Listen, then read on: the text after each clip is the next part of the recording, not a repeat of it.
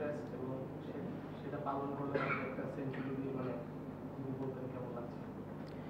না, আলহামদুলিল্লাহ, এটা তো আসলে আমি নিজেও আসলে বিলিভ করতে পারি না যে being a specially player from Bangladesh will play 100 tests. So it's really a huge achievement. That's not only because of my name, but I think for any cricketer, for any nation, it's a proud moment. So obviously ভালো লাগছে যে সেই ব্যক্তিটা আমি হতে পেরেছি। তো that means আমার উপর রেসপন্সিবিলিটিটা অন্যরকম বেশি, তো সেটা চেষ্টা করব।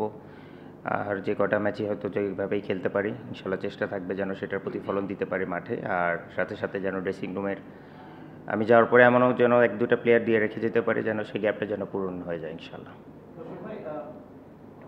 এই গত 4-5 দিনে অনেক আপনার current teammate, former teammate, former captain, former coach সবার একটা মানে তাদের ট্রিবিউট এসছে, জায়গা দেখেছেন কিনা, এবং মাঠেও ধরেন ব্যানার ছিল, অনেক কিছু ছিল। মানে how do you keep your emotions in check এরকম সিচুয়েশন? মানে অনেক ইমোশনাল হয়ে যায়। ফ্যামিলিও ছিল গতকাল আপনার সাথে, আপনি যখন স্পিচ দিয়েছেন আপনার বাচ্চা আপনার বলেছিল, তারপর পর ধরেন বেশি না ঘন্টাখানিক পরে আবার ব্যাটিং করতে নামা, এত বড় 3 উইকেটও পড়ে গেছে মানুষের।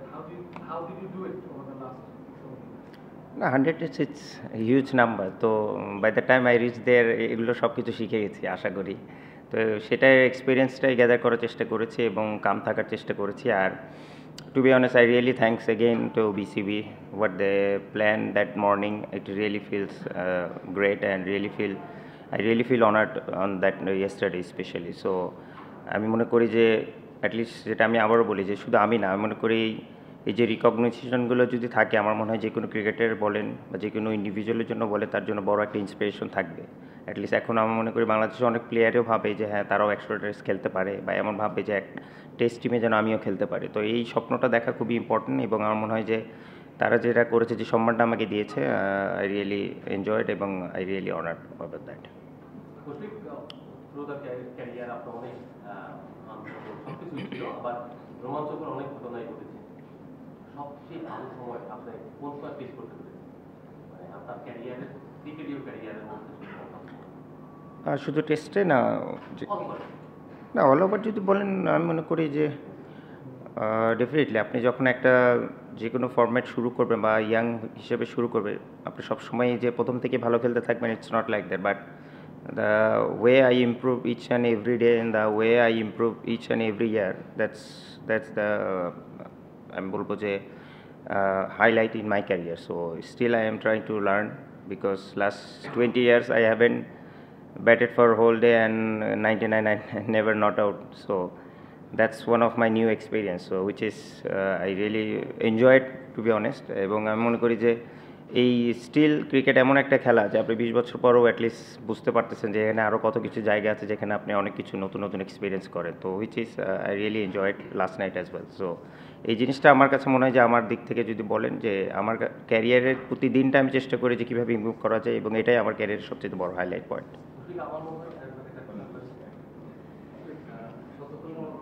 আপনার কি পরিকল্পনা ছিল আপনার মানে ম্যাচে পারফর্ম করার ক্রিকেটীয় আর কি, যে কি পরিকল্পনা ছিল এবং কি এক্সপেকটেশন ছিল নিজের কাছে? সো ফার সেই এক্সপেকটেশন কতটুকু ফুলফিল? আমি এক্সপেকটেশন যদি বলেন, আসলে প্রত্যেকটা ম্যাচে আমার চেষ্টা থাকে যে আমি যেন আমার বেস্ট এফোর্টটা দিতে পারি এবং টিমের উইনিং কজের জন্য আমার কন্ট্রিবিউশনটা যেন যত বেশি করতে পারি। আর গতকালকে ম্যাচের শুরুতে আমি একটা কথা বলেছিলাম হার্ডলে, যে 100 ম্যাচ হোক আর আমার বা যে কারো যে কোনো মাইলস্টোন হোক, it's always team come first. এবং আমি এটাই বলেছি যে বাংলাদেশের জন্য আমি মুশফিকুর রহিম, আমার কাছে মনে হয় যে একটা সমুদ্রের একটা ফোঁটা, পানির ফোঁটা। তো আমি মনে হয় যে আমার নামটা it's a different part. Bangladesh always come first, team come first. তো আমি এই ম্যাচেসটা দেওয়ার চেষ্টা করছি যে আমার জন্য না, দেশের জন্য যেন আমরা খেলি, এবং এই ম্যাচে জয়টাই সবচেয়ে আমার বড় গিফট হবে। তো it doesn't matter weather I score or not, but আলহামদুলিল্লাহ ভালো লেগেছে যে একটা কিছু কন্ট্রিবিউট করতে পেরেছি, এবং ডেফিনেটলি চাবো যে এই ম্যাচটা যেন জিতে, সেটা আরও যেন সেলিব্রেট করতে পারি ইনশাল্লাহ।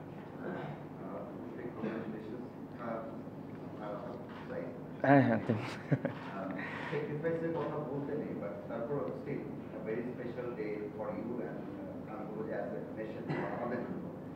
এই লম্বা জার্নিতে আপনার বিগেস্ট স্যাক্রিফাইস কি ছিল?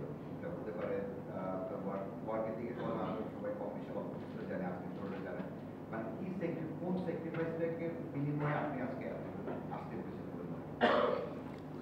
আমার মনে হয় সবচেয়ে বড় স্যাক্রিফাইস যে আমার সাপোর্টটা আমার স্ত্রী দিয়েছে, my wife to be honest. কারণ আপনারাও জানেন যে হয়তোবা দেখে যে আমি হয়তোবা একটু অন্যদের তুলনায় বেশি প্র্যাকটিস করি, বাট এটা পসিবল কখনোই হতো না যদি আমার ঘরে এরকম একটা এনভায়রনমেন্ট না থাকতো। এবং আপনারা কজন জানে না, আমরা জয়েন্ট ফ্যামিলি থেকে বিলং করি, তো দেখা যায় যে আমার ওয়াইফের ওপর যে এক্সপেকটেশনটা আছে এবং সবাইকে ওইভাবে ম্যানেজ করা, কিছু হলেই ওকে ফোন দিয়ে এটা প্রবলেম বা এটা বা আমার যত টাকা ইমার্জেন্সি আমার দিক থেকে না আসা পর্যন্ত ও যদি সব কিছু করতে পারে সেগুলো ম্যানেজ করা, তো ইটস এ হিউজ থিং। তো এটা আমি বলবো যে আমার এটা অনেক বড় স্যাক্রিফাইস। হ্যাঁ, যদিও ওই সময়গুলো হয়তো বা আমি আর ফিরে পাবো না, কারণ আমার দুটো বাচ্চা আছে সেই সময়গুলো। তারপরে ধরেন রাতে স্বাভাবিক ছোটো বাচ্চারা সারা রাত ঘুমায় না, but I didn't had a one single sleepless night to be honest. কারণ সেই ম্যাক্সিমাম সময় না, পুরোটা সময় সেই রাত জেগে বাচ্চাদেরকে মানুষ করেছে এবং আমাকে ওই টেনশন থেকে মুক্ত করার চেষ্টা করেছে। So which is I am really for ever তার কাছে গ্রেটফুল। হয়তো বা কখনো এরকম করে তার সামনেও বলা হয় না, তো এটারও একটা কমপ্লেন আছে, বাট টু বি অনেস্ট সে দেখতে বলবো I was really lucky on that part. কারণ এটা একটা হিউজ পার্ট, যদিও অলমোস্ট আমার 11 বছরের মতো হয়েছে সংসার লাইফ, বাট আমি মনে করি যে আমার ক্রিকেটের ইম্প্যাক্ট যদি আপনারা 2014 পর থেকে দেখেন, it's a huge part in my life. So on that regards I really thanks her. আপনি বলছেন যে 99,000 টাকার এক্সপেন্স দায়ী করা হবে, ওই সময়টার কথা কি বলেন? আপনি বিকেলে যখন হবে কি হবে না, আপনি একটা কুইক সিঙ্গেল দিলেন, তারপর মানে শেষ পর্যন্ত আরেকটা ওভার হবে কি হবে না, এখানে একটা উত্তেজনা ছিল। আজকে সকালের 5 ওভারটা আপনার জন্য খুবই বিস্তৃতি ছিল, একটা মানে বড় অ্যাপিল হলো, তারপরে তারপরে একটা টার্নিং ধরে ফেলছিল, যেগুলোর জন্য আপনার ব্যাটিং করলো। এই কালকে বিকেল থেকে আজকে সকাল করবে, সেই আগের ওই মুহূর্তগুলো ওই জার্নিটার কথা বলবেন যে ওই সকালটা কেমন ছিল? না, চেষ্টা তো করছিলাম যে গতকালকে যেন হয়ে যায়, কারণ স্বাভাবিক একটা যে কোনো milestone, it's not that easy.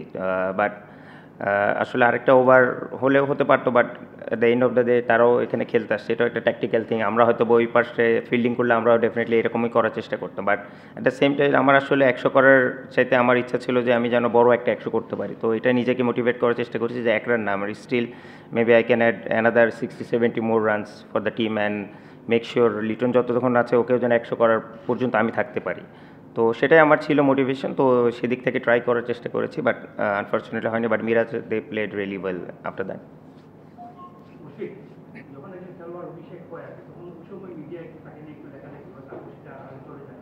কিন্তু আপনি যখন প্রথম স্টেজে যাচ্ছেন তখন আপনার অভিষেক টেস্টটা নিয়ে অনেক লেখালেখি করছে, আপনার টিমমেটে অনেকেই আপনাকে নিয়ে সিনচার করছে, নাকি যে আমি সেই টেস্টে ছিলাম আমার করে যেটা সিনচার করতে হয়েছে। জানতে চাচ্ছিলাম যে আসলে আপনি যদি সেই মুহূর্তটা একটু করতেন অভিষেক টেস্টে, সেই লর্ডসে যখন অভিষেক হয়, এবং সেই মুহূর্তে আপনার কোনো গোল ছিল কিনা যে ওয়ান্স এ টাইম আপনি 100 মিনিট খেলতে পারবেন? না, টু বি অনেস্ট আমি যদি সত্যি কথা বলি, কখনোই আমার এই ড্রিম ছিল না যে আমি বাংলাদেশ হয়ে 100টা টেস্ট খেলবো। বাট এটা সত্যি, আমি এর আগেও সেভারাল টাইমস বলেছি যে যদি 3টা ফর্ম্যাটের মধ্যে কোনো একটা ফর্ম্যাট বেছে নিতে বলেন যে test cricket, that's my ultimate goal. এবং আমি যতদিন পারবো চেষ্টা করবো টেস্ট ক্রিকেটে যেন খেলে যেতে পারি, এবং সবার লাস্টে আমি টেস্ট ক্রিকেটটা ছাড়তে চাই, যেটা আমি এর আগে বলেছি। আর টেস্ট ক্রিকেট খেলতে হলে ডেফিনেটলি আপনাকে এক্সট্রা ফিটনেস এবং এক্সট্রাভাবে ওইরকম করে পারফরমেন্স ঠিক রাখতে হবে। তো সেটার জন্য আমি নিজেকে প্রিপেয়ার করার চেষ্টা করি, আর সবসময় প্রত্যেকটা সিরিজ বাই সিরিজ বলেন বা ম্যাচ বাই ম্যাচ বলেন বাংলাদেশের হয়ে সেভাবে করে কন্ট্রিবিউট করার চেষ্টা করি। কারণ না, স্মৃতিচারণ বলতে দেখেন আমি আসলে ওই টেস্ট নিজেও জানতাম না যে আমি ওই টেস্ট খেলবো, টু বি অনেস্ট ফ্র্যাঙ্ক। কারণ আমি যখন আন্ডার-19 থেকে আমাকে ইংল্যান্ডে পাঠানো, আমি তখন আন্ডার-19 অস্ট্রেলিয়ায় ছিলাম। তো আমাকে যখন বলা হলো যে আমি ইংল্যান্ডে যাব, ওখানে আমাদের পাইলট ভাই ছিলেন, তো ওখানে আমাদের 3টা প্র্যাকটিস ম্যাচ ছিল ওদের মানে কাউন্টি টিমের সাথে। তো আমাকে বলা হয়েছিল যে তুমি হয়তো 1টা বা 2টা খেলো, সো দ্যাট আমাদের মেইন কিপার যিনি আছে উনি যেন রেস্ট থাকে, হুইচ ইজ ফেয়ার এনাফ। কারণ 3টা প্র্যাকটিস ম্যাচ খেলা বা 2টা টেস্ট খেলবেন, এটা যে কোনো একজন হিউম্যান বিংয়ের জন্য অনেক বড় স্ট্রেচ। তো তারপর আমি 2টা প্র্যাকটিস ম্যাচ খেলে তারপর ভালো খেলে তারপর আমাকে বলে টেস্ট খেলাবে। তো হচ্ছে মানে আমি যদি মেন্টালি একটা প্রিপারেশন ওইরকম থাকে যে হ্যাঁ আমি গিয়ে যে কোনো সময় খেলতে পারি, হচ্ছে ডিফারেন্ট ইস্যু। বাট আমি মনে করি আমার তাকদির ওইভাবে লেখা ছিল এবং সেটা হয়েছে, আলহামদুলিল্লাহ। I was really lucky on that note. 2 বছরে 100 টেস্ট অনেক আপস ডাউনস অনেক কিছুই ছিল। তারপরে যদি একটু চট করে সবচেয়ে টাফেস্ট মোমেন্ট পিক করেন আর সুইটেস্ট মেমোরি পিক করেন, কোন দুইটাকে করবেন? টাফেস্ট মোমেন্ট আর সুইটেস্ট মেমোরি? বাংলাদেশের হয়তো ভাই পরের টেস্ট খেলায় টাফেস্ট মোমেন্ট, এটা হচ্ছে সবচেয়ে বড় রিয়েলিটি। আর বিং এ ব্যাটসম্যান যেখানে আমার আর কোনো সাইড নাই, তো এটা সবচেয়ে toughest moment. Every innings is so vital এবং every innings is so special. আর সুইট মোমেন্ট যদি বলেন, ডেফিনেটলি আমি মনে করি যে ইনিংসে আমি ফার্স্ট ডাবল সেঞ্চুরি করেছি, যেটা আমি বললাম যে আলটিমেট গোল হচ্ছে বাংলাদেশ ক্রিকেটটাকে কীভাবে উপরে নিয়ে যাওয়া যায়। তো আপনি যতক্ষণ পর্যন্ত একটা জিনিস আপনার চোখের সামনে অ্যাচিভ না করবে যে কেউ, আসলে তখন পুরো গ্রুপে ওই বিলিফটা থাকে না। তো এখন যেহেতু ওই 200 করার পর থেকে অ্যাটলিস্ট অন্যরাও বিলিভ করা শুরু করেছে যে হ্যাঁ, we can make some big runs. তো এবং আমি মনে করি যে এই 100 টেস্ট খেলার পর অবভিয়াসলি বাংলাদেশের ক্রিকেটে আরও অনেকেই ভাববে যে টেস্ট খেলা যেন, কারণ যে ব্যক্তিটা 100টা টেস্ট খেলবে অ্যাটলিস্ট ওই রকম যদি মেন্টালিটি থাকে, ওই রকম যদি স্কিল সেট থাকে, তাহলে ডেফিনেটলি বাংলাদেশের ক্রিকেটও উপরে যাবে আমি আশা করি। আরো কত দূর যাওয়ার তাগিদ আপনার ভেতরে আছে, বা আর কতটা আপাতত এরপরে তো মনে হয় 4 মাসের ব্রেক আছে, তারপরে পাকিস্তানের সাথে টেস্ট আছে, যদি থাকি ইনশাল্লাহ তারপরে খেলার ইচ্ছা আছে, এর বাইরে আর কোনো চিন্তা নাই। এই ম্যাচের আগের দিন অনেক কেউ বলছিলেন যে 150 টেস্ট খেলা ক্রিকেটারদের মতো ক্ষুধা আপনার মধ্যে। তো বাংলাদেশ যদি মানে বেশি বেশি টেস্ট খেলার সুযোগ পায় তো নিশ্চয়ই 20 বছর লাগতো না প্রায় 100 টেস্ট খেলতে। মানে আপনার এটা কি আসলে আর কয়টা টেস্ট খেলতে চান? মানে আপনার কাছে মনে হয় যে আপনার শরীর পারমিট করবে? মানে যদি না, সোফার আমি বললাম তো যে সোফার আলহামদুলিল্লাহ আমি ফিটনেস ওয়াইজ বলেন বা স্কিল সেট অনুযায়ী বলেন, I am quite happy where I am now. But as the days মানে যাচ্ছে, আমাকেও অবশ্যই ওরকম করে আরও ইমপ্রুভমেন্ট করতে হবে এবং সেই জায়গাটা আমি জানি এবং ইনশাল্লাহ সেভাবে চেষ্টা করে যাব। আর যেটা বললাম যে বাংলাদেশ হয়ে প্রত্যেকটা টেস্ট খেলা আমার জন্য অনেক স্পেশাল। আর আশা থাকবে যতটুকু কন্ট্রিবিউট করা যায় এবং যতদূর খেলা যায়, যতদিন পর্যন্ত আমার টিম ম্যানেজমেন্ট আমাকে চায় বা টিম চাই, এবং আমি যেটা ফিল করি নিজের ভিতর থেকে, যদি চাই যে হ্যাঁ আমার টিমে দরকার আছে, ততদিন পর্যন্ত আমার খেলার ইচ্ছা আছে।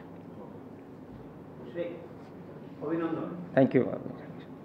গত কয়েকদিনে বা তারও আগে এটা বলা হয়েছে আপনার যে ফার্স্ট ক্যাপ্টেন বা ফরমার যারা আপনার ফেলোজ আছে তারা অনেকেই মূল্যায়ন করেছেন, নানাভাবে আপনার প্রশংসা করেছেন, আপনার খেলা এবং মাঠের বাইরে সুশৃঙ্খল জীবনযাপন সব দিয়ে কথা বলেছেন। But how do you evaluate yourself? আপনি মানে আমার মনে পড়ে না সহজে এই ধরনের মানে সম্মুখীন হন বা উত্তর দেন, একটু এলাবোরেট করবেন আপনার এই লং জার্নিটা আপনি কিভাবে নিজেকে মেনটেন করেছেন।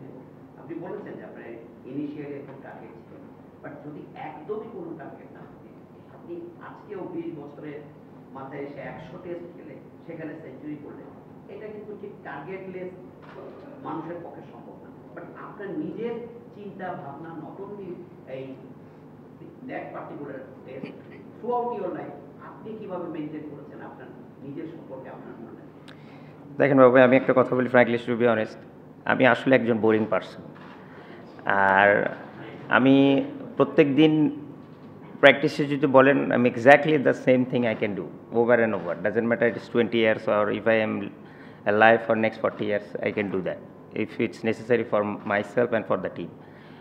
আর প্রফেশনালিজম আমার কাছে কোনো ছাড় নেই। আপনি whether I score 100, whether I score 0, that's not my success, it's not in my hand, but the effort, the process, the honesty is in my hand. So that's only one motto in my life. No, it's not only related in my cricket, it's with everything. আর আরেকটা জিনিস যেটা বললেন বাবা, যে 100টা test খেলেও আমি শুরুর হার্ডেলে আমাদের ওইখানে যে কথাটা বলেছিলাম, ওখানে আমি একটা কথা বলেছিলাম কোচ কথা বলার পরে, যে I am feeling that I am playing my first game today. To be honest, I was eagerly এবং সেরকম পরিমাণ এক্সাইটেড ছিলাম। তো every test match is special এবং এভরি টেস্ট ম্যাচ যখন আমি যাই সেভাবে আমি নিজেকে প্রিপেয়ার করার চেষ্টা করি এবং that's the only motto that I have. So এই এতটুকুই আমার সম্পর্কে বলতে পারে, এর বেশি আসলে আমার সম্পর্কে বলার তেমন কিছু নাই। ভাই 20 বছরের জার্নিটা যখন পেছনে ফিরে তাকান, কোনো কিছু নিয়ে কি আক্ষেপ হয় টেস্ট ক্রিকেটে? না, আক্ষেপ তো যদি বলেন, এখানে আসলে ইমপ্রুভ বলেন মানে মানুষের চাহিদার কোনো শেষ নেই। But being a senior player যদি বলেন টেস্ট ক্রিকেটে এত বছর খেলার পর, আমার একটা ইচ্ছা আছে যে hopefully by the time I leave this team, at least Bangladesh জন্য টপ 6 এর মধ্যে থাকতে পারে। তো that's one of my goal. So দেখা যাক আল্লাহ কতটুকু পূরণ করে সেটা।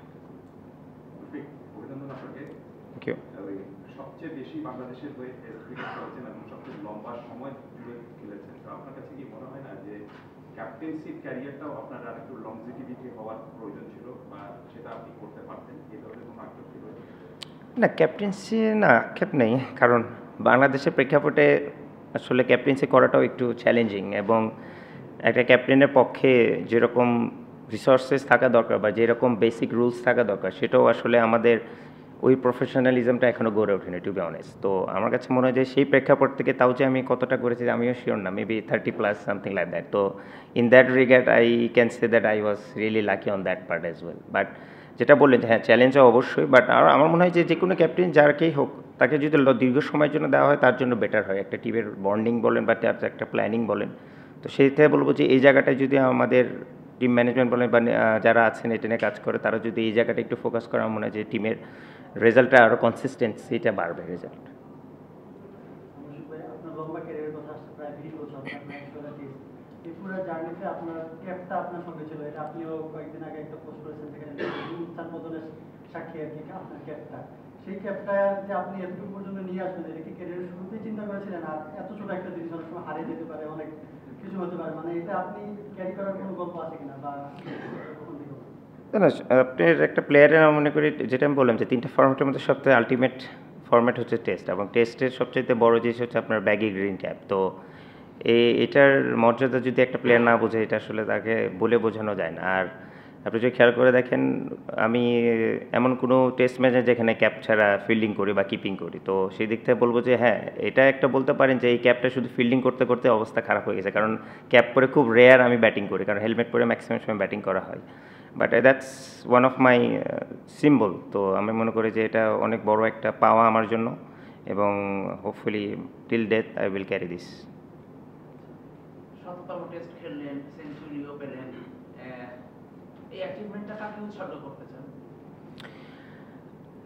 আমার দাদা দাদি আর নানা নানিকে, কারণ তারা আসলে আমার সবচেয়ে বড় ফ্যান ছিল তারা যখন বেঁচে ছিলেন, এবং তারা যখন মারাও যায় তার আগে যখন একটু অসুস্থও ছিলেন আমার এখনও মনে আছে। তো আমার দাদা দাদি বোন বা নানা নানি সবাই বলেছিলেন যে ভাই তোমার খেলা দেখার জন্য হলো আমি আরও কয়েকটা দিন বেঁচে থাকতে চাই। তো হুইচ ইজ মানে সামথিং মানে খুব কম নাতি বা নাতনিদের কপালে ভাগ্যে জোটে এরকম। তো সেটা বলবো যে তাদের ব্লেসিংসেই আমি আজকে এত দূর টু বি অনেস্ট। আরও অনেক মানুষ আছে, বাট তো স্পেশাল আমি ডেডিকেটেড করতে চাই তাদের 4 জনকে।